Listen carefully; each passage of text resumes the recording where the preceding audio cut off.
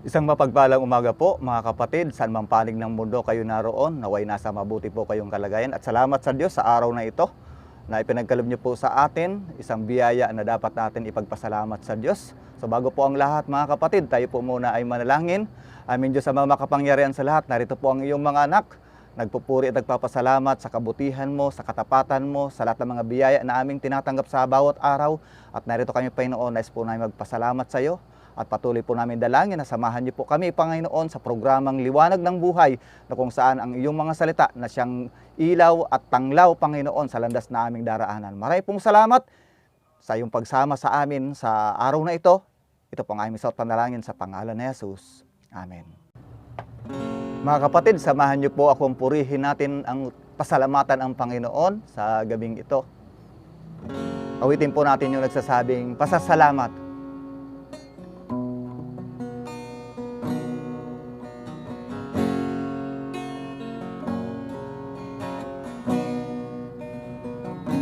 Pasasalamat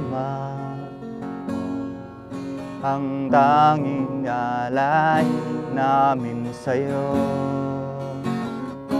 Pasasalamat buong pusong handog namin sa'yo. Ikaw nga'y karapat-dapat na pasalamatan, o karapat-dapat aming Diyos. Sa bigay mong bagong buhay, sa bigay mong kalakasan, pasasalamat ang aming alay. Minsan pa po, pasasalamat ang tanging alay namin sa'yo. Pasasalamat buong pusong handog namin sa'yo.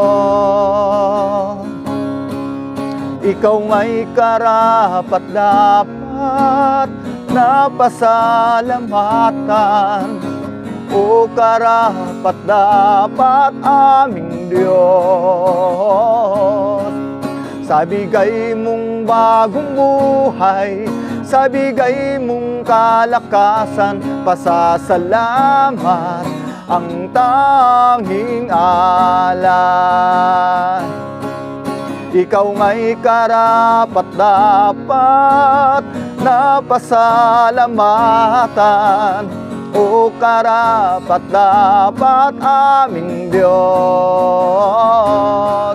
Sa bigay mong bagong buhay, sa bigay mong kalakasan, pasasalamat ang tanging alay. Pasasalamat ang tanging alay. Pasasalamat ang tanging alay.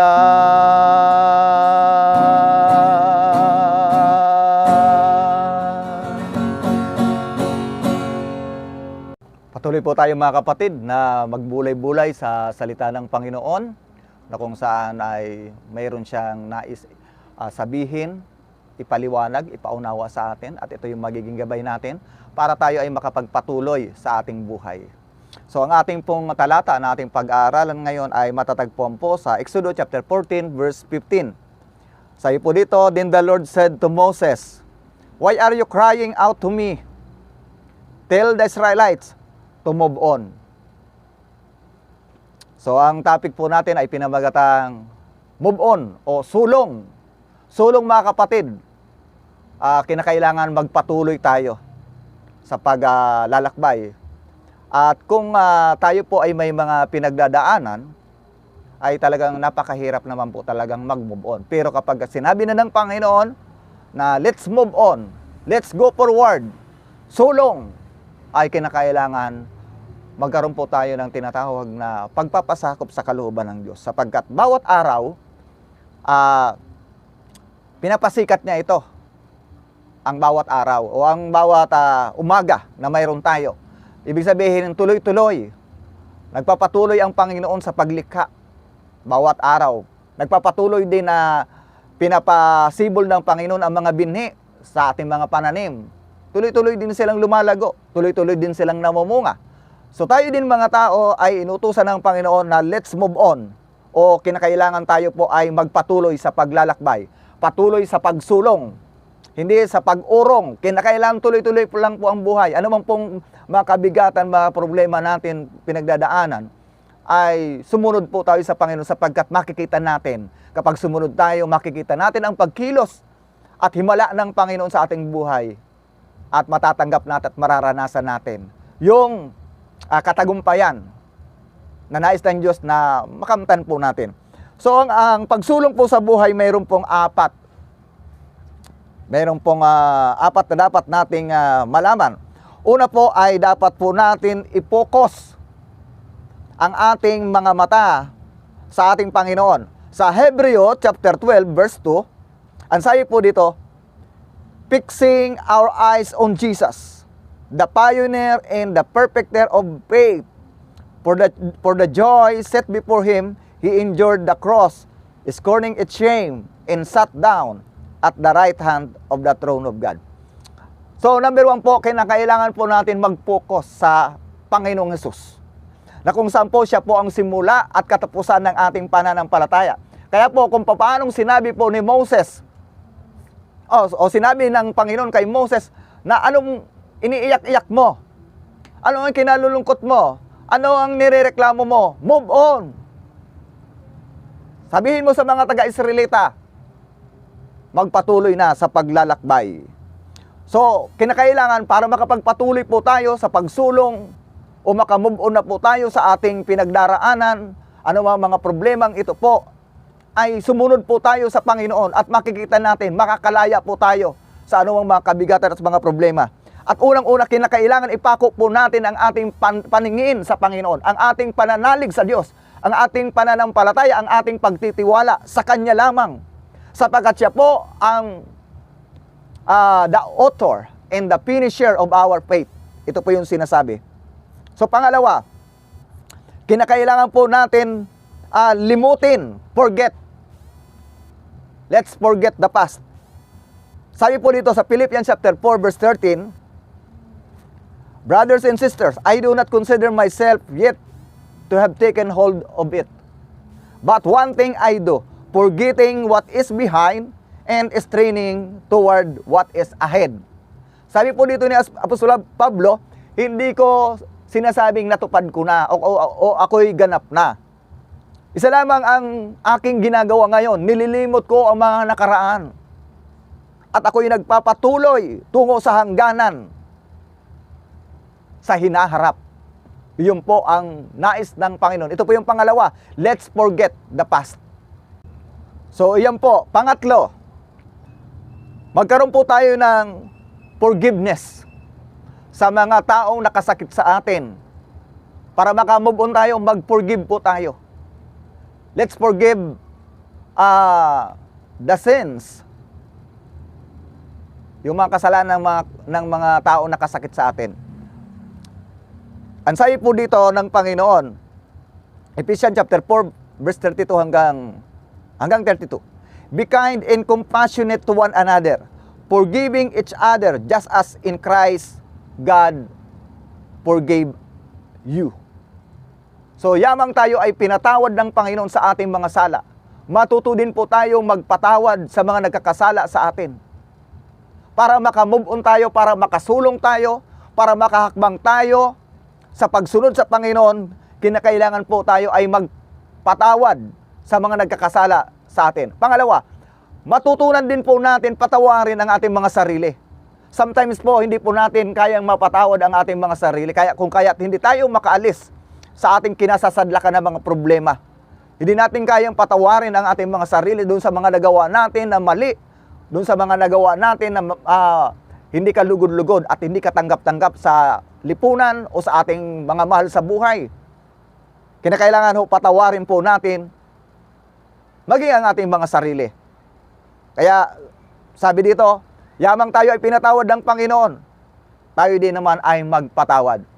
Yun po yung pangatlo.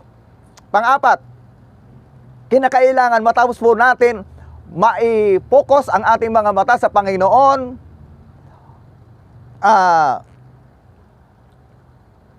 ma-forget po natin ang lahat ng mga bagay na masama, hindi kalugod-lugod. Kinakailangan po natin i-forgive ang ating mga kasalanan at ang mga nagkasala sa atin. At pang-apat, panghuli po, forward. Sulong na po. Ito na po yon. Ang sabi po dito sa Philippians chapter 3 verse 14, I press on toward the goal to win the prize for which God has called me heavenward in Christ Jesus. Sabi po dito ni Apostol Pablo, ako ay nagpapatuloy tungo sa hangganan upang kamtin ang gantimpalang nakalaan doon sa langit na ipinangako ng ating Panginoong Jesucristo. Kinakailangan po magsulong tayo.